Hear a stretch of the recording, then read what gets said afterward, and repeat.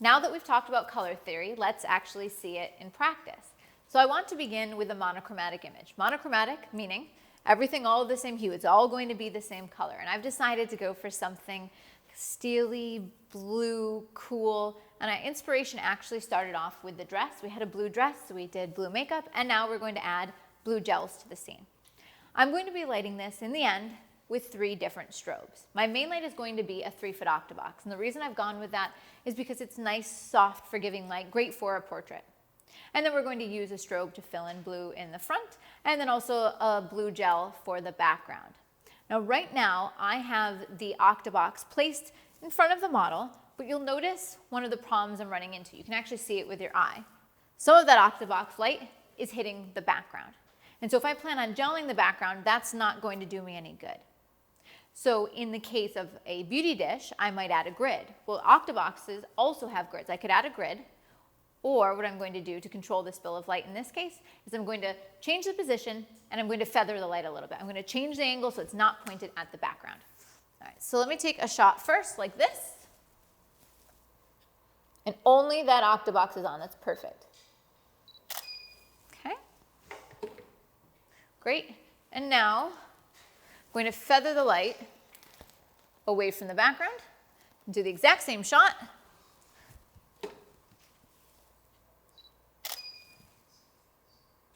So with just that little angle change, feathering the light, now the background is completely black. Now it looks kind of weird because if you look at the octabox, it looks like it's not really pointed at her, but it doesn't matter. It's still giving you a nice quality of light.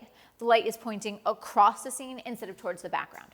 I'm happy with my main light, so now I'm going to add my background light. My background light is on a floor stand, and it is a zoom reflector with a blue gel. You don't really need the zoom reflector. The zoom reflector does limit the spread of light a little bit. You could also use a bare bulb. So, Stephen, will you turn that on for me? And we'll take a shot with the blue gel on the background. Great. Just like that's perfect. All right, so now we've added a background light. And I like the shot so far, but monochromatic means everything should all be the same tone. And I don't feel like this is a shot about blue. Monochromatic, the whole thing should be blue. So that's why I think it's appropriate to add a fill light.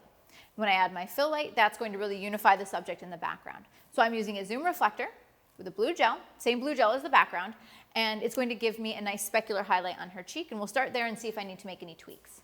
So that's the zoom reflector. All right, let's try there.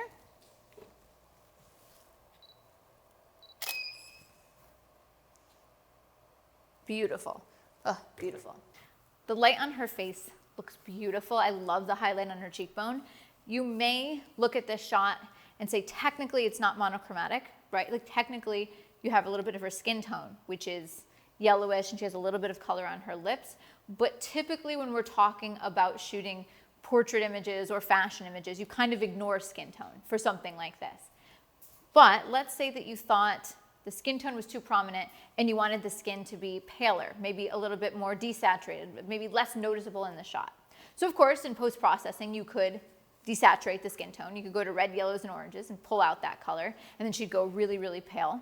But another trick is I have found that the further you take the main light off to the side, the more that you pull it back behind the subject, the angle that it reflects, it tends to lose saturation. So the further I bring it back into a short light position, more shadows, it kind of starts to look almost white, like colorless light.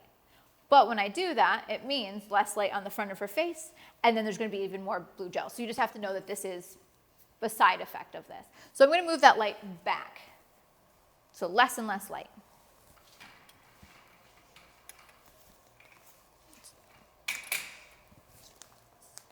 And then can you turn your body this way? Good, keep going, keep turning. Right there. Perfect. Okay, so let's take another shot.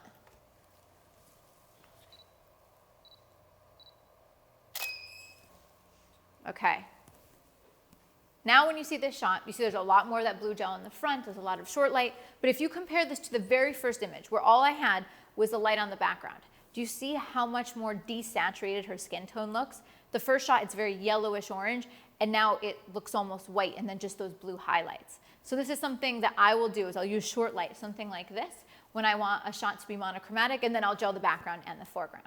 All right, so this shot is monochromatic, all one color, everything the same, and I'm gonna get some shots because I really like what it looks like.